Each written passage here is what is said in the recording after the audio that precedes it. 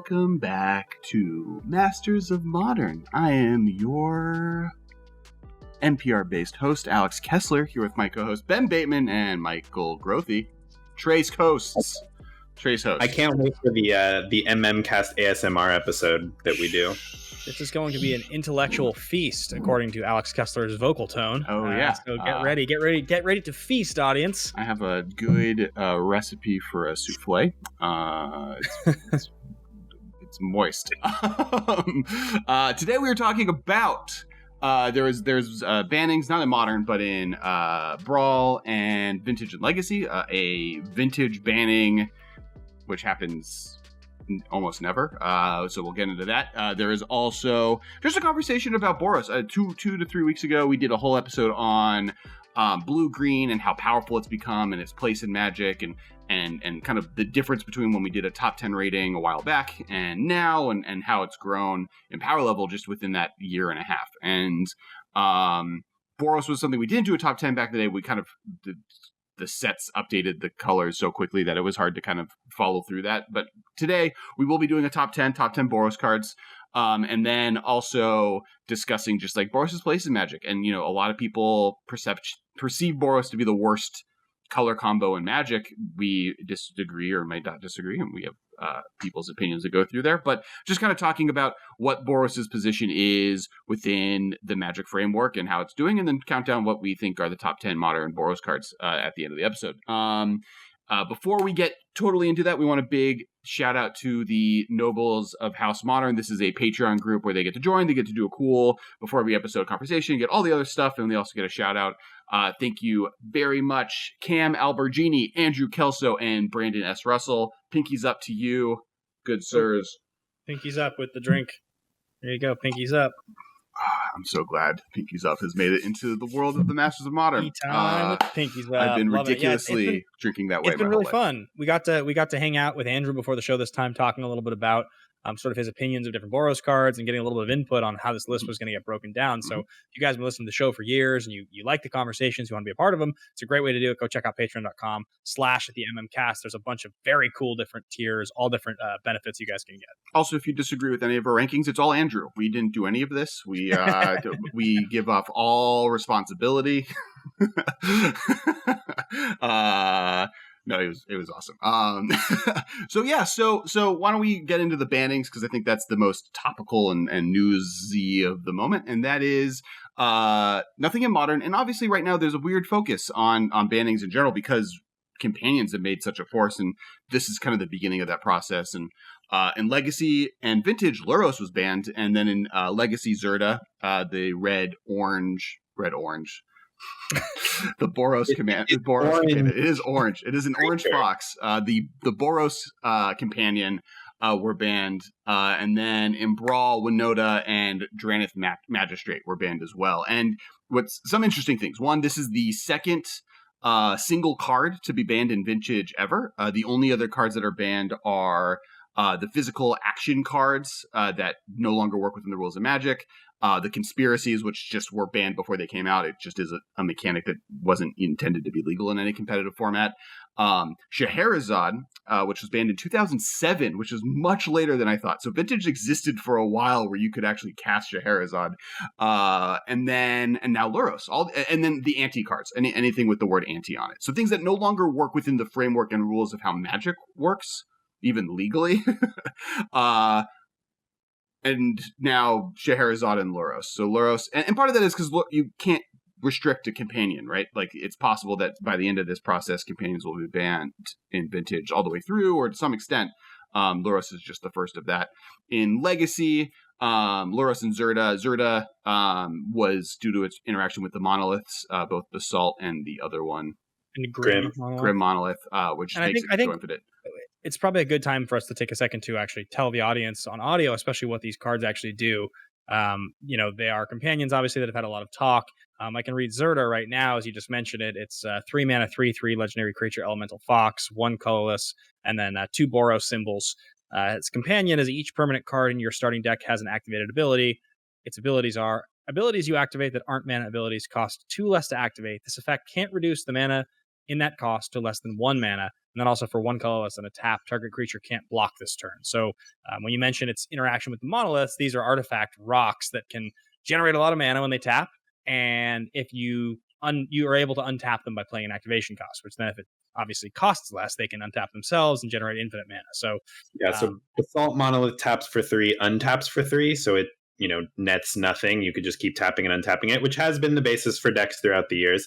But with Zirda, you tap for 3, untap for 1. And Grim Monolith taps for 3 and untaps for 4, so you can tap it for 3 and then untap it for 2 with Zirda in play. Exactly. So they're both cards that go infinite. I think that wouldn't have been a problem because there are things that reduce activation costs, but being able to do it on turn 3 every single game means that if your deck is filled with those things, you will always be able to go infinite very, very quickly. There were already like mono red Ancient Tomb decks that were playing like monoliths and trying to power out Chalice of the Voids and stuff. So like the fact that you can just put Zirda in your mono red prison deck and just sometimes go infinite and play a huge Walking Ballista and just win was a little busted. So I mentioned, earlier that this is the first time that Boros cards have ever been banned in any ban list in the history of all Magic in 27 years. Not only is it the first time, it's 2 got added to the ban list between Lutri and Zirda. Between Zirda and Winota. And I think that's really interesting. And coming off of the conversation we're having about blue-green and the power level that blue-green has already gotten, historically, red-white is kind of considered the bastard color combo in Magic. Now, that's not to say it hasn't been powerful and seen play, but like even if you look at like Legacy, or not Legacy, but like a dual lands, the red-white one is classically the least expensive one. And just like the stigma around red and white is as the worst colors in Magic, which is not true. To some extent, especially now. We wanted to kind of have a conversation. What are the best Boros cards? Do a top 10 countdown. Where does Boros fall philosophically in Magic? Is it the worst color combination? In Modern, where does it fall? Because I think in Modern it's actually one of the more powerful ones. When we did our top 10, we made our like top 10 list of each of the different color combos when we were doing that kind of series of videos. This is where we're doing the Boros one now. But the like Boros is much deeper. Like there were color combos that we thought would be much better, like blue red, where there's only 4 good blue red cards. It's just that blue plus red as a color combo is a lot stronger than maybe the gold card versions of it. And you get to play Snapcaster and Lightning Bolt, which are both mono. Right, which is a very, very good combo. I think Alex, it's really interesting what you say. If you go back to 2015 when you and I started doing the show, and we started talking about the best color combinations, some things have stayed pretty consistent. Like I would argue that blue-red has actually stayed pretty close to the same power level since 2015. There's only a few things that have really changed it, whereas Simic is drastically different. I would argue Boros is pretty different. Well, maybe not. Boros is just good in general, but I mean, I think some of them have changed a lot. Others have stayed almost exactly the same. I would say the 2 colors that seem to me to be the most consistent over time were black-green and blue-white, right? Like just because black-green plus other color has changed. That sometimes it was Abzan and green white and black white. Sometimes it was Jund. Most often it's Jund. But black green kind of just the power of abrupt decay. I think is a lot of it. And now Assassin's Trophy has kind of kept it consistent. And then blue white has kind of always had a deck either be Jeskai or straight up blue white. Like even today, blue white is doing really well. And I would say that Boros is also a pretty consistent color combo in Modern because like ever since Boros Charm was in the format, which was like at the very beginning, the burn deck, which there's like a red deck in every format that is just like trying to kill you as quickly as possible and playing Goblin Guides and Lightning Bolts. And in this format, they play white for Boros Charm. So, but I think the issue that people have with Boros and the reason it's like considered one of the weaker colors is because it's like kind of one-dimensional. Like being a red deck with some white cards is kind of like what every Boros deck ends up being most of the time. And that's actually what's interesting about both Zirda and Winota as like ban-worthy cards in various formats is like these are obviously powerful Boros cards that are doing something different. Right. They're not like you're not putting them in a red deck splashing some white cards. In some ways it's interesting because they're both card advantage engine legendary creatures for a color that classically doesn't get access to that. Almost like Zirda makes mana basically, and Winota makes mana and draws cards. But Zirda draws you a card by being a companion. You like draw. Oh, sure. It draws itself. Yeah. It is a card advantage. It's also pretty interesting that Zerta, like when you think about the cards that have similar abilities, Training Grounds being blue, obviously Simic. Biomancer is familiar. Yeah, Biofence is so you have a blue card and a blue-green card, and then now you have this like hybrid red-white card. It's definitely a departure from that effect and what we were used to seeing. I realize it's permanent instead of just creature, but even so, it's still kind of a similar idea. It definitely feels different than what we're used to seeing. And I think when you're saying those Boros decks, like they usually are red with some white, I think it's true. I think every once in a while you would see like sort of an aggro Boros, like a proper aggro Boros deck. Like, there's old like Step Links decks in Modern that were playing, a bunch of red white cards, but traditionally it's burn decks that have a little bit of white. That's kind of what it feels like. Right, for like some sideboard cards and maybe a few efficient burn spells that happen to be multicolored. Yeah, Boros Charm obviously being a great card. I think after burn, though, I would argue Jeskai is the most common blue-red deck, or white-red deck, and that's a control deck, right? It's sometimes tempo, like it does have, there have been Jeskai tempo decks, Jeskai Geist decks. That's kind of a blue-white deck with red cards. Yeah. That's I think the other way that you can do it. If you're talking base white-red, the only other base white-red deck I can really think of are some of those white-red prison decks that play like Chalice with like Nahiri and Blood Moon kind of a thing. And really it's just Ath is like the key white card. Well, actually, no, those no, are I would say that's like a real Boros deck that's doing something different. Yeah, that's true. But like I was talking more throughout Magic's history, and I also forgot about that. But no, that's a great example. Yeah, I think like Sun and Moon decks are like the other end of control, like white red, because white red is very good at killing things, right? It has collectively the most board wipes of it. Like I think red has more board wipes and then white second place. It's like white, red, white, black, and then you have some of the best removal in the format, and then you have just a red's interaction with artifacts, which is something that's been growing within its color pie over the last 5 years, but does help with Chalice of the Void effects and that kind of world. So those prison decks have kind of grown and been more powerful. I think that it does do some different things, but the main two things really are killing your opponent quickly or killing creatures efficiently.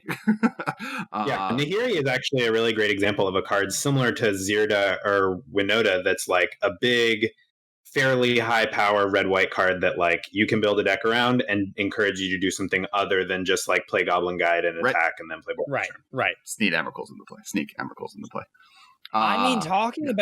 Talking about sort of that four drop slot, right, of like a Johnny or like Nahiri, that sort of seems to be one of the only places that I can think of the white red decks do something different. Because I wouldn't say that a Johnny is traditionally played as a card that you just want to get like a lot of lightning helixes out of. That's like not really why that card is in your deck. It's really a card that like the lightning helix is a great ability, but it's about the fact that if you play it in that 4-drop slot, you're able to slow the game down enough to get a couple activations out of the helix long term while still getting advantage. Well, it's versatility, right? Like its ultimate wins you the game if you get it off, and it's able to remove by tapping down any permanent that's problematic, including keeping them off of land, so slowing them down a turn, or just lightning helix, gaining you life, stabilizing yourself, and killing a creature on the board. So like. And we'll kind of talk about like what the best Boros cards are when we do a countdown. But yeah, it's been interesting how in Commander and Limited and Standard to some extent, Boros has been pigeonholed in such a way that publicly, like very publicly, Boros is considered one of the worst color combos. But then if you look at Modern, it's used for different things. It's used as, and I think part of that is just Path and Lightning Bolt being the best two removal spells in the format, and maybe two of the best spells in the format, period. Like them and Thoughtseize. Two of the best spells of all time. Another deck that we haven't talked about is Mardu decks, where again using them as control kind of features of the color combo, and leaning on that as kind of more of a way to win the game is like Mardu Pyromancer decks. The other thing you were talking about, I think, to point out is like, so, if Zerta is doing something that blue and green effects were doing previously, well, it definitely feels like the name of the card that was banned is Winota. I mean, Winota is doing something that green was traditionally doing, really, right? Like, I guess green decks, summoning traps and see the unwritten and all those types of effects, like that's like that effect pretty much. I mean, it's a little different, but I have felt like. I love that Ben can just rattle off See the Unwritten right now. deep cons mythics. I will say I think Wizards has been leaning more into bringing that effect back to at least red, right? With Perforos getting sneak attack effects attached to its text box and this last year, and through the breach kind of being a little bit more focused as box toppers in Ultimate Masters, and here, if I said this isn't the same thing, right? Like if I said there's a card that's look at the top X, put a creature onto the battlefield, what color would you think? Green. Yeah. No, I'm saying because Winota's not till end of turn, right? Winota puts it onto the battlefield. Yeah, that's very different. Yeah. I'm not arguing that this isn't a green effect. I'm more arguing that the Wizards has over the last year been moving cheap big thing into play more into red than it was previously, and this is the continuation of that. And there are red. I mean, Nahiri is another one, right? Nahiri's ultimate is literally this effect. I think one thing about Zirda versus like Training Grounds and Biomancer's Familiar is that I would guess that like for creature abilities, it's still more of a blue, maybe green thing. But for like artifacts and enchantments, it's definitely like a red and or white thing. That makes sense. To reduce. So like obviously they let Zirda do every permanent, probably because of the way they wanted to word the restriction anyway. So I don't think it's like too much of a break, but I would think it was really weird if there was like a green card that said like activated abilities of artifacts costs 2 less or something, right? Like that'd be weird. Yeah, absolutely. That would be weird. I tried making a green artifact deck once. I mean, Tron's the best option, right? Like that's really the way to make a green artifact deck work. Yeah, I think it's especially in mirroring of the blue-green episode, right? Where blue-green has gone so many power effects. You do see Wizards looking at some of these other color combos that have classically had problems and seeing what are cool creative ways to like take advantage of it. And I think these are the beginning of that effect. It's interesting to me how quickly they needed to be banned in different formats. Now, I think Zirda is a victim of Companion more than necessarily that effect being too powerful in red and white. And Winota is just banned in Brawl, right? That's a commander format, so it's totally legal in every constructed format and a fine card and doing really cool stuff in standard. And yeah, cool stuff. Well, yeah. Depends on how much you like Agent of Treachery, but that card is miserable. How old were you when you found out that Agent of Treachery can also just draw you 3 cards as part of its ability suite? I knew. I was yesterday years old. Wait, what do you mean? What are you talking about? Agent of Treachery. So Agent of Treachery has the gain control of target creature, etc., etc. It also has, if you control at the beginning of some point 3 permanents, 3 of your opponent's permanents, you draw 3 cards. Oh, I've never been able to tell you that that's what that card did. Yeah, so all you have to do is attack with like 2 of your creatures and get 2 agents in play, and then the next turn when you play your Yorion or whatever, then you blink your agents and you're good to go. You draw some cards. Oh wait, they come back on instead, but same idea. Yeah, it wasn't really relevant until very recently when people were able to cheat in multiple Agents of Treacheries into play and blinking with Yorion in the same. If you had shown me Agent of Treachery, like if the 3 of us were sitting around and you were like, "Hey, here's a preview of a card coming out in the next set. What do you think of this card, Agent of Treachery?" I'd be like, "Card's unplayable. It costs 7 mana and it gets a permanent. Like, it's a horrible card. It doesn't even have good stats." I would have been like, oh, really? Yeah. So that because we have a podcast that previews episodes, by the way, talking about sets, and neither of us said a word about this card. Sure. And but remember, it was on the tail end of, and I don't think it's modern playable to a certain extent, but I do think, like, from a reanimation target, this hasn't existed. There hasn't really been an ETB gain control of target thing on a creature, and that's the piece that's relevant versus it's a human wizard, which is relevant, especially in Winota. But even like those are relevant creature types. It's like not a great cheat into play target, but it's a good, like, if you can get ETBs multiple times, like if you have some sort of like Yarok or Panharmonicon shenanigans going on. But that's the reason why like it struck people as a commander card at first, and then like they just kind of printed the tools for it to be good in standard over time. Because we were talking about going through Winota and applying Winota now that it's shown to be its power level in standard and Brawl to the extent that they get rid of it. What type of shell? What's the best human to cheat into play in Modern with it? Like, what are the ways to make this work? And Agent of Treachery doesn't feel that powerful in Modern, just because so much of the time what you're stealing is just not going to be that good on turn 4, because most of the time sets are either spread out or not singular or not a creature. Yeah, like you're stealing one of your opponent's prized amalgams when they have like 2 Bloodghasts and an Archimedes in play, or you're like stealing their Monastery Swiss Spear and you're at 5, or like We like I think They're Godo stealing their planes because they have no permanence in play because they're blue-white control. Actually, that probably kills them. Yeah, so it's interesting, like, what's the best thing that you can play, and if Agent of Treachery isn't good enough, what is with Winota? And I came up with Godo Bandit Warlord, which with Helm of Awakening goes infinite when you untap with it all in play, but you have to untap. Godo Bandit Warlord. It's Helm of the Host. Helm of the Host, sorry. Not Helm of Domineering. Awakening. So, yeah, so you get to go, you attack with Winota, you get Godo into play, you then get Helm of the Host. You then have to wait till your next turn where you then can equip it and then attack. It comes in equipped, right? No. Helm? Doesn't go to equip it, or no? You have to equip it. No. Yeah, You have to equip you have to equip 6, it. right? Yeah, but you've just attacked with the 4-drop. So you equip it, and then you go infinite, and you win the game. It has 5 to equip. It's not good.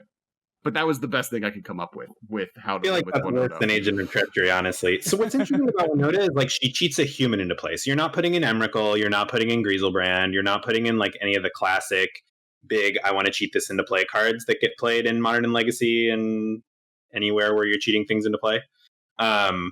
So you have to only do humans, and humans tend to be small or like low mana cost often. So Agent of Treachery is kind of like one of the bigger, more impactful humans that they've printed it to cheat in. And if we get like some warlock that like, pay 2 life, draw a card or something like that costs 8, I mean, they often put that type of stuff on demons. That's the problem. But if we got some more Agent of Treachery type cards, then maybe it would be worth it. But I think Agent of Treachery's effect is not as impactful in Modern, where decks are often low to the ground and they don't have like some big scary permanent for you to take, like a Planeswalker or whatever, like you typically do in Standard. And it could easily be like all human creatures get +4/+4, or something that like just is enough value when it enters play. So it doesn't have to be a 10-drop. It could be a 5 or a 4-drop, but it has to be good enough that it makes sense to deal with Winota's restrictions. And I think, what other effects would you like to see? I mean, we started with the sneak attack effect in Boros, and I actually really like that. I've classically thought white needed more artifact reanimation or reanimation effects in general. And now on Boros, it's a little weird because Boros would be the red side would discard and white would be able to maybe bring things back. But what are some type of effects outside of the classic kill everything or kill your opponent as quick as possible strategies would you like to see in red-white to make it a little bit less pigeonholed in that kind of silo? I think you and I have talked, Alex, a lot about the whole like reanimation for cheap creatures out of white thing that black does. Obviously, Rallier has that effect, and Ojutai's Command has that effect. But like, Isarath and other cards like that are the black versions of that. And I think black has all of the really good reanimation targets. So I think that like limited CMC 2 or less type of reanimation, I think is a really good thing for white to be able to do. I'd love to see more of that. I like the rummaging, out of red. I think that's really, really strong. I think probably there could be more Chaos Warp style effects out of red. I think they haven't really like leaned into that very much. Chaos Warp as a card is like, it's powerful. It's really good. It's not like an insanely good card, but it's very good. I just think like more things like Chaos Warp that are interesting could maybe exist in red because it's sort of random and chaotic. And one of the issues with Chaos Warp classically is it is a color break, right? Red shouldn't be able to get rid of enchantments. It's something that red shouldn't be able to do on its own. But if you printed 1 red-white, Chaos Warp's text, you're now in the realm of actual, that's just fine. That's a thing those color combos can do. You're doing an exile effect, your white's giving you the ability to kill enchantments, and red's giving you that cool chaos effect that's a part of it, and maybe puts it more into that instant sorcery type of world. So yeah, I think that card would be fine. I think to me, leaning into, I really like the sneak attack world. I like what Winota is doing. I think that's a really cool place to play in for the color combo. And I do think that kind of that artifact world too with Zerta, both of these I think are really interesting places for it to play in that are also comparable to the card draw, putting extra lands into play that blue-green is doing, right? Looking for things that are like, what are the weaknesses in red and white? And maybe white and red can't do those separately, but maybe together they can get some card advantage. Maybe they get like Lightning Helix but draw a card for 4, or something along those lines. I think Boros Reckoner is another card that like we don't see that effect that much. It's like one of the more popular Boros cards to ever exist, and like is always just below the surface of Modern. And I know Alex is now going to tell me that it won a GP in Scred. Oh, it wasn't. I was going to say I was going to wait that for the top 10s. I was just going to say I would kill for like a 2-mana 2/2 legendary Boros Reckoner. Yeah, I mean you can't outdo it necessarily because like it is.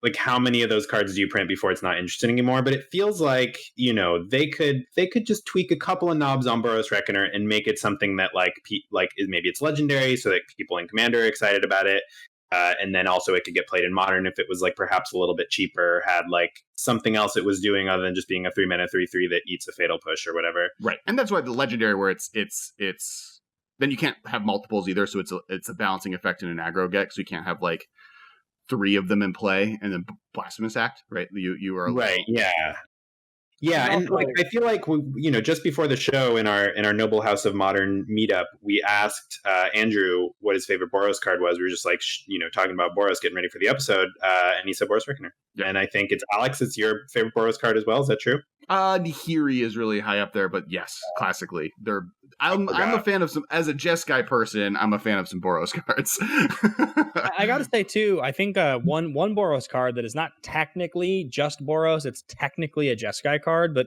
I've always felt that like I wish this was associated as more of a Boros card is Soulfire Grandmaster. Yeah, I really liked. I've always wanted that card to be better. I almost would just say get rid of the blue part of it, get rid of the spell return side, and just make it like I can make like a 2-mana 2/2 that my spells have lifelink is good enough. That's a sweet card. Oh yeah, I would. The whole conversation about like hybrid mana be in Commander, which I don't want to get into, but that card almost single-handedly is the reason I want that rule to go away. I would love for that just to be a Boros card and just let you play that in more decks because it's like, so that's cool. Got to be one of the most underrated 2-drops ever printed. It's so sweet. It's so like not quite good enough, but it's so cool. Fire Song and Sunspeaker was kind of a nod to that, the Dominaria Buy a Box promo. It's like definitely targeted at Commander and Brawl, like explicitly it was, but also it's just like a 6-mana 4/6, right? I mean, it has the same text, right? As well as some other text. Well, it has the first half, so it gives instants and sorceries lifelink, but it doesn't have the cool text. Yeah. It doesn't have the rebuy ability, but I think both of those could fit into kind of red-white cards. Now the rebuy is definitely more red, but the giving spells lifelink is dope, and I think that's really cool. I love the like damage redirection stuff too, but one like on creatures, like the Encore stuff that was back in the day, and the Boros Reckoner plays into that space. Talk about making combat a nightmare. Yeah, I know that's never going to happen. But Boros Reckoner is dope. Let's just stick to Boros Reckoner. That's more what I'm saying is like Boros Reckoner, I think, is the purest version of that. Or what's the other one? I'm remembering, not Spite-Mare. Oh yeah, yeah, Spite-Mare, 4-mana 3/3. That card was sweet. Yeah. So we have Boros Reckoner was pushed Spite-Mare, and now we need pushed Boros Reckoner. Correct. I want to remind everybody here, by the way, because I think we're just about to start talking about some of the best Boros cards. If you haven't already hit subscribe, please do it. And one thing that I saw in the comments last week, and Alex and I talked about, is that for whatever reason, YouTube has this new thing with the way they're doing ads, and we're not that stoked about it. They're showing you guys like a million ads. We obviously, our channel is monetized. We are trying to, get this thing going, but we don't want you guys to see a trillion ads. We don't really know why it's happening. We're trying to figure it out, but I think YouTube's been doing it across the board. So just know we're not trying to give you guys like 12 ads a show. Yeah, we didn't change any settings. In fact, since it happened, I removed mid-roll ads, which is something we've had forever, and hopefully that's lessened it to some extent. And let us know if the ads are still an issue. We do need them monetized. It's one of the ways we're able to kind of pay for an editor and get all of the pictures that you've seen, so that when we mention cards, you get to see them. But don't have to rely on us explaining every card. But we are looking into it. I think it might be just a like monetization during COVID-19. Exactly.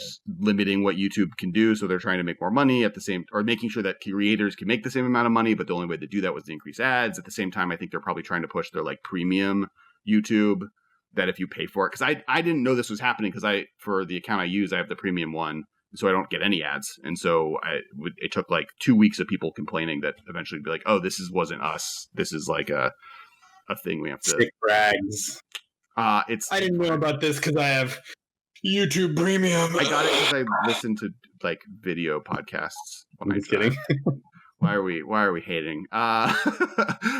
So now top 10 Boros cards, what everyone's been waiting for. Now that you've heard what we think would be cool. I get the final point is I just don't think Boros is that bad. I think like Boros is really dope, and like, yeah, I like. I think a lot of the reason that it gets so much hate is because it is somewhat one dimensional, and like there's a few cards that break that mold, but not on the whole. And the other reason is because of Commander. I think because Boros is pigeonholed into attacking most of the time. I mean, like even Winota is an attacking card. It's like when you have 3 opponents with 40 life, attacking is not that great unless you're attacking with like 8/8s. And I almost want to blame Wizards for their legendary creature printings more than anything. Like we've had multiple sets where there have been Boros legendary creatures in Commander product where they have the ability to just do something weird, and they still just like the Giants one was just like big attackers. If you made a few legendary creatures that were cool and did something different, then this problem goes away. Firesong and Sunspeaker. Firesong and Sockspeaker is a great example. Feather is another good example. Winota was an attempt at doing that. Like they're trying to get better at it. Gerard last summer. So they are, I think, making an effort to try and solve this issue.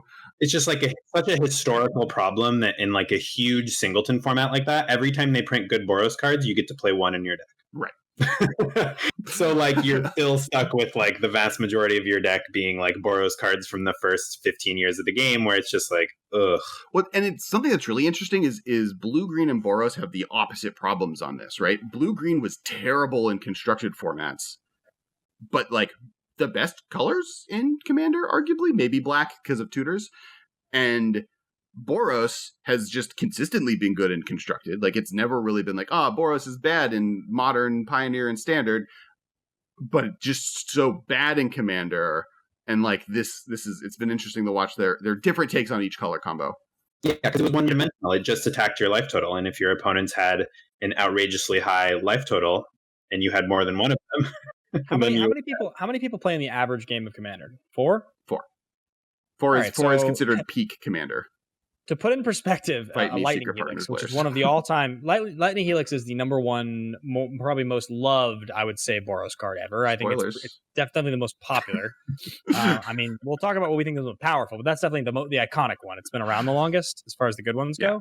So, all right, already increased to 40 life, so already it goes down to a 1.5 instead of a 3 on either side. Oh yeah, Lightning Helix isn't played in Commander. Then times 3, because you have 4 people... Literally, Lightning Helix reads, gain a half a life, deal a half a damage. Well... That's why that color sucks in Commander. You also are like, yes, you're not wrong. I mean, the removal feature is also important, but in Commander, your opponents are playing big creatures, and if you're 1-for-1ing one opponent, you've now discarded 2 cards because your other 2 opponents have something over both of you. Yes. So, top 10. So the first 2 are actually Winota and Zirda. They're included more because we're talking about them today. First one is Winota, then Zirda on their likelihood to see play in Modern. I honestly think Zirda's rules could change. I do think the Answer Companion seems to be leaning more and more towards a rules change on how they function. Winota, they said that they could do that it's on the table, which is surprising, but they didn't say that that's what they're leaning towards, just that it's on the table. I'm leaning towards thinking that that's what they're going to do, not they're leaning towards doing that. I think if Zirda stays a companion and they ban the good companions, then it will be worth building around in Modern for sure. Yeah, I agreed. I think that's actually my worry, right? Like, I think that, like... how good is the Zirda deck really going to be? I have no idea. We're going to find out. Personally, I don't think that, like... Giganta is a big problem, like just 5/5. It's good, but I don't think it's a problem. I think Zirda is pretty much in the same camp as that, unless you're like comboing off. But I think there are some like interesting combo decks that could arise from Zirda, where you're like reducing the cost on your token maker or something to like do a Thopter Foundry impression, right? Like a Thopter Sword thing, where you're like reducing the cost on your mobilization to like make a ton of 1/1s every turn. Like that'd be cool. I'd be into that if that was a deck in Modern, you know? This is an effect that, like, the training ground effect has always been just good enough or just not good enough, mostly because if you don't find it, the deck is terrible. And this is a way to guarantee that you find it. So now build based on that. And I think there's a lot of potential there. I do honestly believe just, like, the free 3/2 or whatever it is from your sideboard, drawing a card is a significant value, which it's proving to be. That once you get rid of the maybe insane ones that are like, they're not draw one card when you play this, it's draw like 4 cards when you play this card that you drew a card for free off of. You have that as a that just layers on the benefit. Number 8, because we talked about Winota. Any comments on Winota beyond what we talked about? No, I think Winota's like a totally cool card. Fair, awesome. Yeah. I think she's cool. She's not quite there in Modern. We need some more cool humans. Yeah, I think she's below. I would rather play Blood Braid Elf over Winota most times until there was specific humans that made it worth it. Number 8, Cloud Shredder Sliver. I like this card. I have drafted this card in Modern Horizons draft many a time. And when I always do, I always sort of end up leaning into the like, oh, can I make this work? Is this going to be as cool as I want it to be? But then I end up just like taking a bunch of like changelings. Then I'm sort of like this weird changeling blink Jeskai Slivers deck. I've done it like a million times. So really for everyone knows what it is, Cloud Shredder Sliver is a red-white 1/1 sliver. Sliver creatures you control have flying and haste. Out of Modern Horizons, I mean, there were a few different Slivers deck that started seeing play for a brief moment. It's in that like collected company tribal deck family of decks that exists everywhere in some way, that like are possible because there's now like 6 unclaimed there's unclaimed territory and Cavern of Souls, and so it's one of the best 2-drop slivers you can play. It has 2 of the best abilities in Magic attached to it, giving it to all other creatures. And in those decks, the color cost requirements are nothing. So, yeah. Also, like slivers. Okay, so like a Boros creature that is a 1/1 for 2 that has flying and haste is not playable, but it's not that far from playable. I agree with that. So like it being that anyway, and a sliver is kind of nuts, considering like most slivers don't have anywhere near as stacked of abilities. That's why I think that card's so good. And flying is kind of similar to like Lord of Atlantis. Like this card is kind of like a Lord of Atlantis that also gives haste, right? Because it's like it's not giving +1+1, but it's like flying and haste, and then your other things are getting +1+1. Like it just fits in that evasion slot that Lord of Atlantis has, where like nobody can ever race you because your creatures are unblockable. This does that. It just doesn't do the +1+1. It does haste instead. Totally. In Magic, in general, I think I would choose haste over +1+. Like if I was giving Riot as a choice, I think I choose haste 99% of the time. That's not totally true because it's relevant, but I definitely think I choose haste more often than the +1+1+1 counter. When you're a sliver deck, I think, because you have so many other things giving your creatures +1+1, like you're probably playing 4 Sinew Slivers and whatever other slivers that, are buffing your team, so... All right, next card. And we're now in the world of, like, tournament-level cards. And the next one is Deflecting Palm. This is a red-white... Let me bring it up. This is a red-white instant. The next time a source of your choice would deal damage to you this turn, prevent that damage. If damage is prevented this way, Deflecting Palm deals that much damage to its source's controller. This is famously just a beating for Death Shadow decks, but also, like... consistently in burn mirrors, any type of aggressive deck that's trying to just lower your opponent's life total has red and white definitely takes advantage of this card. Yeah, it gets a lot better when your opponent is playing cheap big creatures like Death Shadow or Grimag Angler, because if your one source that you're choosing is a 2/2, you're preventing 2, dealing 2. If it's a 5/5 Grimag Angler, you're preventing 5, dealing 5. So it just like scales up with your opponent's creatures. Right, and in burn, this if they're attacking with the Grimag Angler, you've now 2 mana for 5 damage, gain 5 life is exactly what you want to be doing. It's a lot better than Lightning Helix. Yeah. I always felt like this card when I read it, I was just like, oh, this is like just like another one of the redirect effects. White has had these for years. Healing Salt. But yeah, Healing this Salt. one. Yeah, this one is slightly pushed and it is slightly better. And it's weird that it's off play because so often these are just total afterthought cards. I think part of it's just the difference between doing damage and gaining life. Yeah. Have you guys ever played against the card Harm's Way? No. I don't remember it now. Do you know the card Harm's Way? Sounds familiar, but I can't think what it is. I have been blown out by it so many times in Common and Uncommon Cube. It's 1 mana. It's from M10 Uncommon. It's prevent the next 2 damage that would be dealt to the source of your choice, and then you can deal that damage divided as you choose among any number of target creatures or players or something. I don't know. It's something like that. But you get to redirect the 2 damage divided, so you can just like block, prevent the damage to your creature, kill their other creature, and you just like 2-for-1 them for 1 mana. Card's nuts. Sounds super sweet. I like that card. That was a little tangential, but number 6. I've been thinking about it since we've been talking about deflecting palm. Number 6, and it might not be winning in the power level contest, but it's definitely winning in the popularity contest, which is interesting because this just happened in an anime I watched its finale last night. Weird. This is the Hawks of Boros. Boros Reckoner, most popular, but maybe not the most powerful, though it did win a GP in Scred. So sorry, Michael. Everybody loves Scred as much as I hate Cold Snap. Triple Boros Minotaur Wizard 3/3. Whenever Boros Reckoner is dealt damage, it deals that much damage to target creature or player.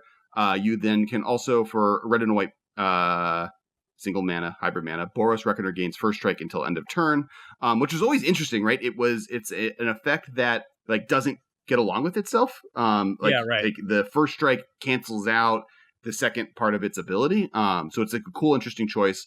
This is this card is one of those, like there's always been this one card that they wait to reveal in the dump of cards that happen on the last day of preview season. So another one that was Spellskite was in this category, I believe, where like it's not part of preview season. You don't have an entire 2 days where people were going over it and like analyzing this card going to be good, being able to affect its price.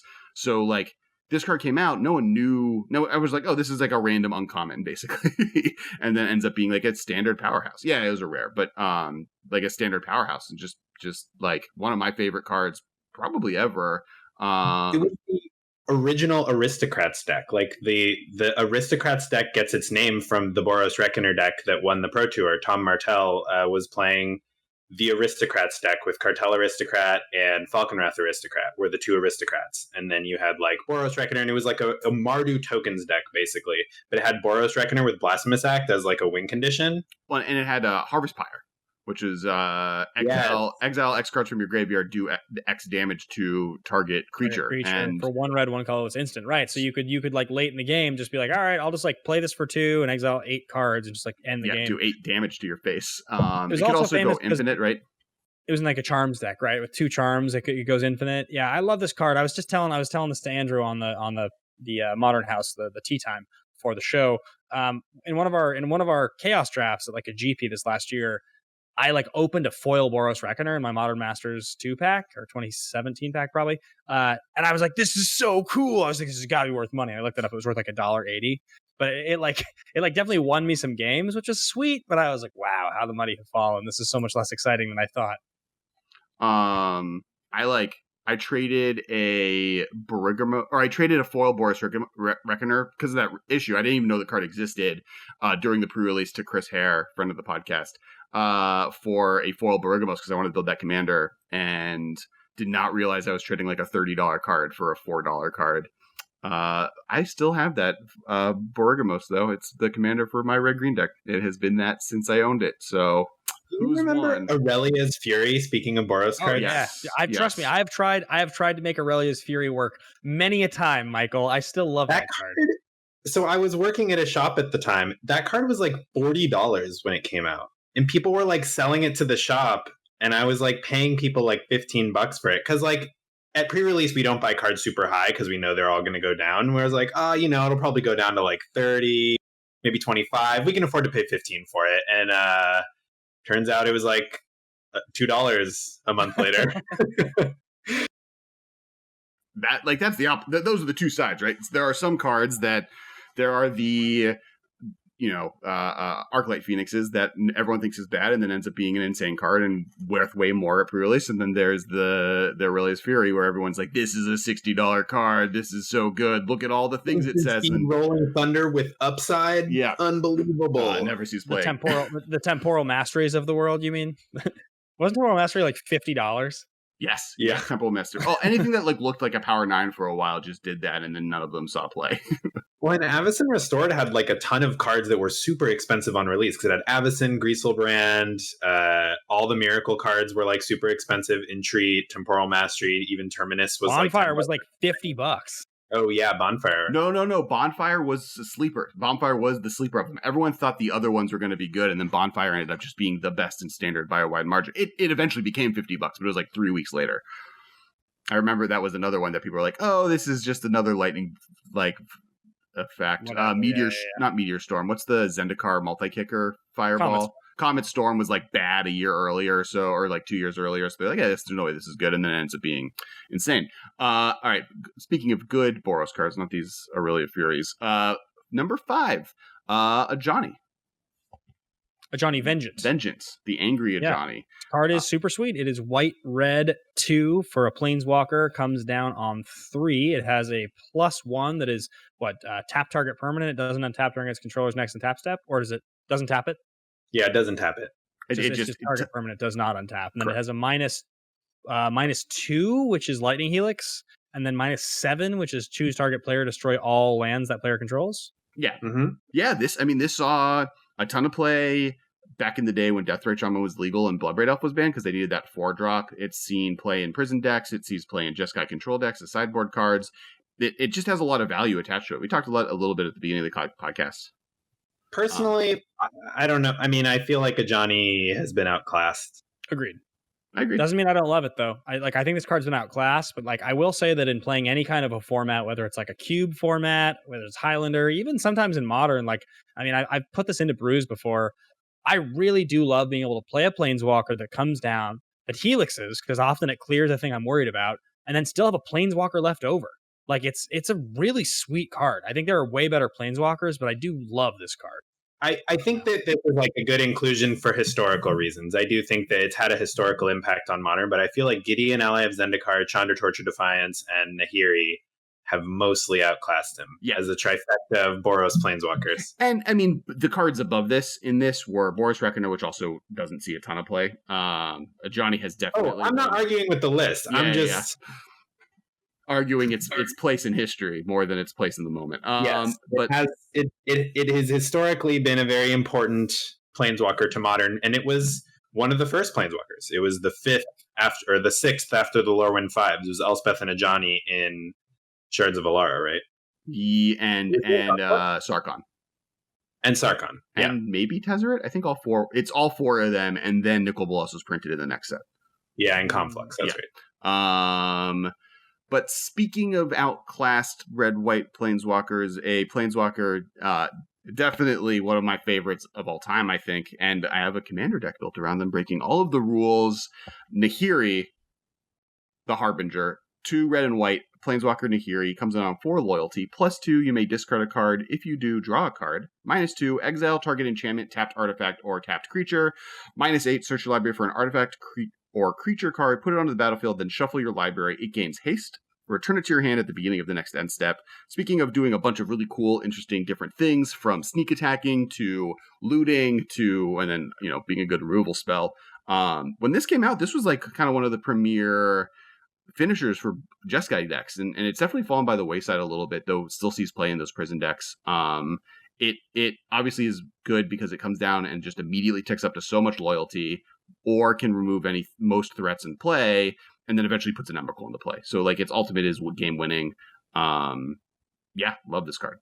I always been a big fan of this card because I think it coming down and ticking up to 6 right away means that it really functions nicely in decks that are trying to do something that's like a little bit off the beaten path in a white-red, as it going up so high and then rummaging to get you a card, to get rid of something. Also, the May ability on the discard, right? Plus is you may discard a card if you do, which means if you have something in your hand you definitely don't want to get rid of, it's still just a Planeswalker that can come down and go to 6 right away, which even if it's just like a big clunky fog is pretty relevant because 6 is very high.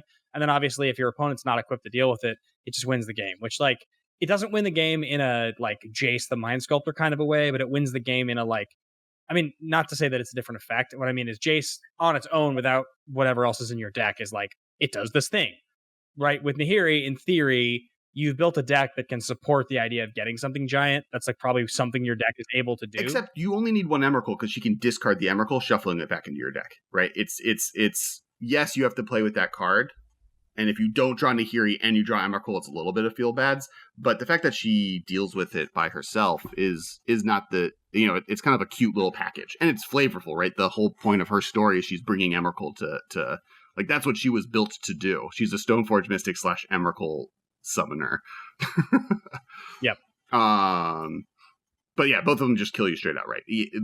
I think they're actually pretty comparable, right? They like gain you value, but then if they ultimate, you're pretty much losing versus some other Planeswalker ultimates where you feel like you have a fighting chance. I've also always really liked Nahiri and Jace.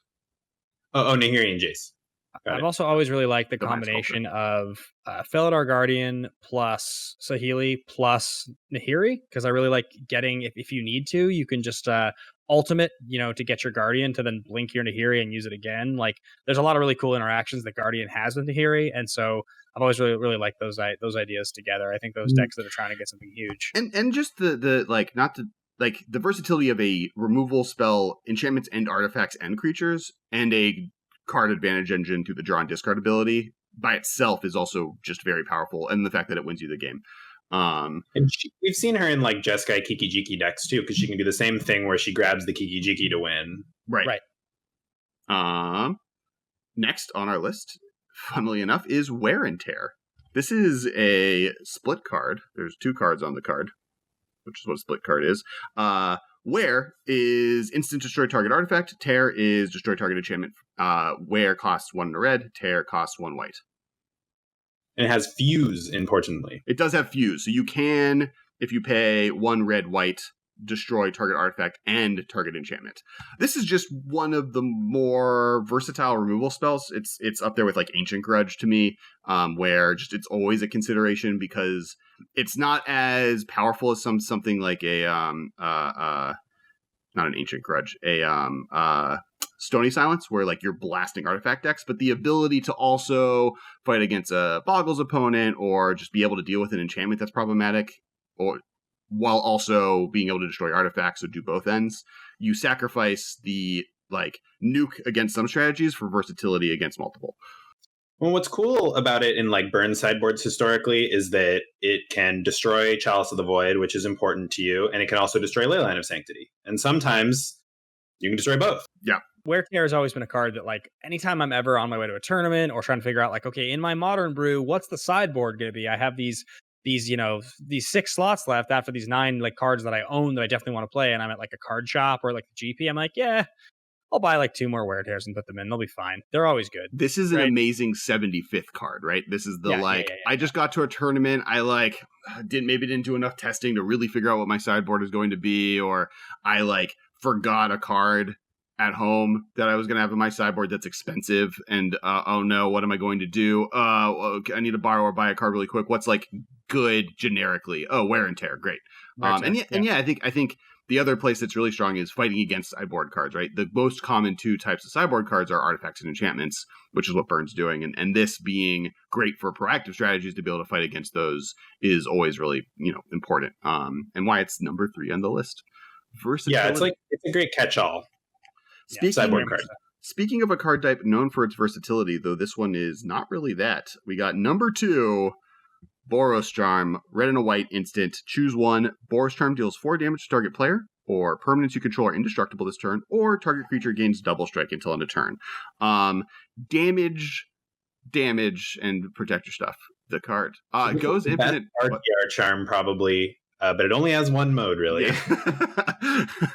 It's seemingly in Modern, right? The 4 damage is like the only mode that ever gets used. But I love this card. I love the versatility of this card. I love that if you're waiting to do something at the end of the game, if you're waiting to 4 them end of turn, but you have this in hand, your ability to like use it as effectively a counter spell for a removal spell when they try to kill something and make it indestructible is such a nice like extra feature of the card. I have been blown out by the indestructible side. Like I do think like you're using the damage side 90% of the time, the indestructible thing comes up more often than you would think. The double strike one is the one that's kind of just like... But even that, I don't think is as bad as you're thinking, because like I'm such a fan of the double strike side. I mean, maybe I'm just like somebody who likes to go for the one-shot kill a lot, but there's a lot of situations where I mean, I guess in Modern specifically, probably the double strike side is something that almost never comes up. But I can think of a lot of situations where it's been relevant to me in non-Modern situations. And like in Wild Nicottle decks, I mean, me and Michael can one day have a long argument about our thoughts on Wild Nicottle. But if that card were to see play again, even though it won't, now we're talking. Ben, do you know that Michael loves Wild Nicottle almost as much as he hates Cold Snap? You give your Knight of the Reliquary double strike. What about that? When was the last time there's you definitely played stuff you can do. I think the problem with the double strike idea in like a regular zoo deck is that unless you're getting through with a 5/5 or something with 5 power to begin with, like, which is pretty good. Like if you're getting through with something with 5 power, like you're in business. That means for 2 mana you can get through 10, but otherwise just use the 4 damage. Well, no, right. It doesn't matter that much. It's 3/3. If you are attacking with a 3/3 or better, it's worth double striking. No, it's not. Why? You do 6 3/3 damage. is oh, 6 it's an damage. extra 3. Okay, as you were saying. So you have you're hitting for 3. Through. Boros Charm makes it 7, right? Yeah, you have to be getting through with 5 power, which like if you're getting through with 5 power, you're probably in business. But like that's why the double strike side has to be suited to decks that are like really trying to take advantage of it. Or I think Reliquary is a good example. Or like we were talking about with the Boros Reckoner, like this was a card that people would combo with it in Standard, where they would make it indestructible with this before they Blasphemous Act so that it would live. And then if you can also give it lifelink, which people were doing with Azorius Charm in Standard, then you gain infinite life because it hits itself, which hits itself, which hits itself, which hits itself, and you gain infinite life. Alex and I also have a friend who we used to play Commander with, and his, to use an Alex phrase, main move was land destruction, and he used to always Boros Charm and then Armageddon because it protects all your permanents. So I know very well to expect all somebody's permanents to be indestructible when they Boros Charm, because a lot of those effects are just creatures you control are indestructible, but I will never forget that Boros Charm is all permanents because of Joel. I gotta protect those lands. Now, the final best red-white card. Ben spoiled the whole ranking earlier in the podcast. I teased it. I'll be censored probably. I don't think anyone really doubted what the best Boros card ever printed was. 1 red, 1 white, instant, do 3 damage to any target, gain 3 life, lightning helix. It also might just be the perfect red-white card. It's like clean. It like does everything the 2 colors plus healing cells. Right. I don't know if there's a more defining. It's arguable that there is not another gold card that more represents a color combo. I like maybe Growth Spiral actually, like in recent days. Really good. Like if you can draw a card, put a land into play. That's like blue-green, and this is do damage, gain life. Red-white. If they can just print the blue-black version of this that gains me 3 black mana and draws me 3 cards at instant speed, I'll be so happy. I think you're more likely to get like discard a card, bounce a card for black-blue. Ancestral Ritual. I'll lose my mind for that one. That sounds recoil. Like are you talking about recoil, Alex? Yeah, that's 1 extra. That's 3 mana. Yes, basically. Oh man, imagine a 2 mana recoil. All right, so yeah, so that is. I mean, I don't know what more I want to say about Boros Lightning Helix. It's like great. It's a really good card. It's played in Burn. It's played in Control. One of the things we were talking about Lightning Helix when we were making the rankings was that it gets played in these like one-dimensional Boros aggro deck, like Burn, but it also and Zoo, but it also gets played in like Jeskai Control and like Sun and Moon because it gets around Chalice of the Void, and like it's a great control card, it's a great aggro card, it's a great mid-range card. It's just like if you're playing red and white in your deck, Lightning Helix is always going to be a consideration. I think also like one thing we've talked about for years is that just straight life gain, like 1 white to gain 3 mana, is not good enough. But anytime you incidentally put life gain onto an already good effect for, say, like 1 more mana, it increases the value of the card exponentially. So you can see it on like a Siege Rhino, where it's like Siege Rhino gets that much better. Lightning Helix gets that much better. Anytime you have the life gain effect that's attached to a card like that, it just makes all of the difference. And part of that is Control's game plan almost always is to stabilize. And gaining life lets you do a thing to put your opponent back a bit, but also just in case they're able to come back, gain a cushion to protect yourself. And it's why Sphinx's Revelation was so powerful. It's like Baneslayer Angel was so powerful, and it's one of the reasons Lightning Helix is so powerful.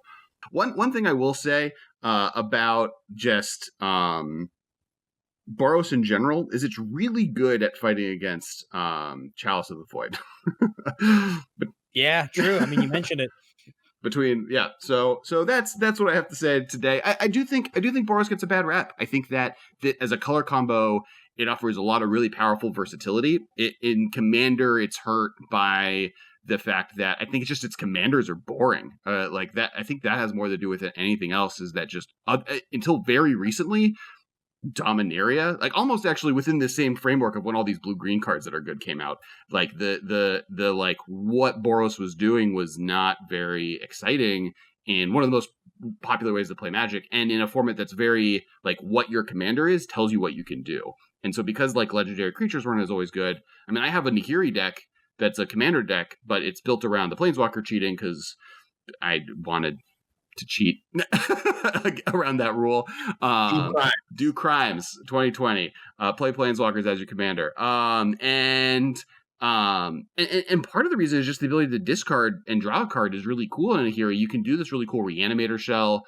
That's like something that's within the color pie. Like red has a lot of really good discard, and white has some pretty decent reanimation effects. And being able to combine them is really cool. But there's no commander outside of Nahiri that lets you kind of play in that strategy. And so, being able to take advantage of that is really cool.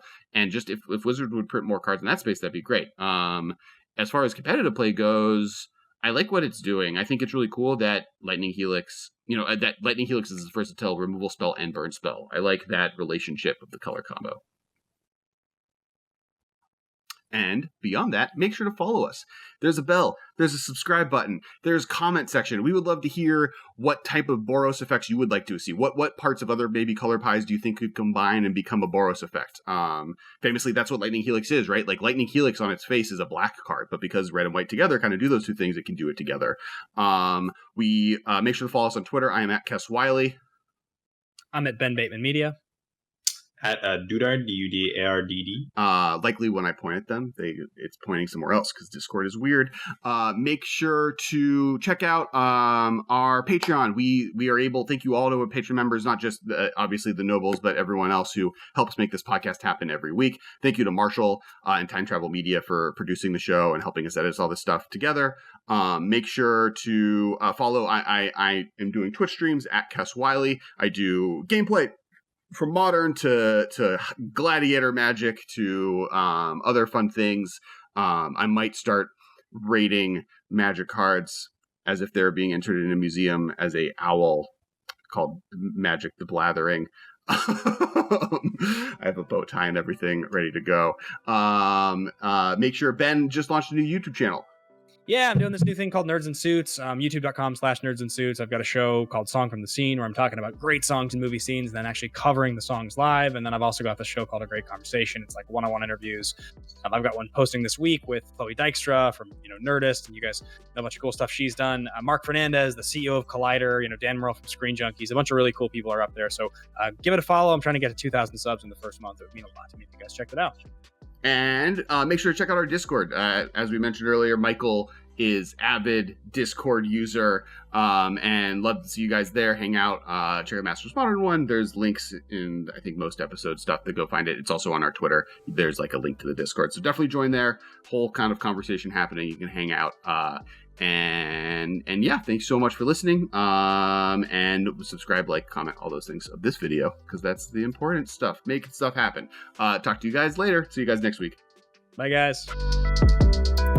This has been a production of Time Traveler Media, sending podcasts into the future.